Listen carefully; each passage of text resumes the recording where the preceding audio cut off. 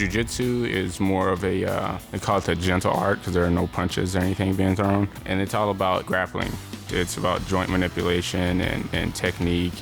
Brazilian Jiu-Jitsu has been proven time and time again since the early 90s to be the most effective form of self-defense. Once you hit the ground, most people are like a fish out of water. In Jiu-Jitsu, 55 minutes out of an hour-long Jiu-Jitsu class, you're going to be on the ground learning how to get out of a tough spot. You know, one of the worst positions you can be in, someone's on top of you throwing, punches or kicking you on the ground, that sort of thing. And when you come in the first couple months of training, you're learning how to get out of those situations so you're able to be confident if you do ever end up in a bad spot.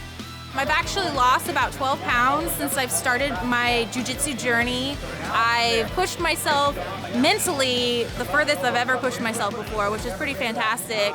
The instructor is always going to have your best interest, always going to be helping, regardless if you see them once a month or once a year. That's the kind of relationships that we're constantly trying to build in the community, rather than it's just like, come in, get on the mat, get your card checked, do class, and then leave.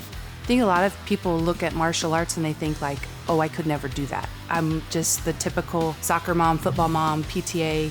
We've all been there. We all know what it's like to walk in the door and to watch these people who look like ninjas. And I think I just mentally had to get past that and just try it.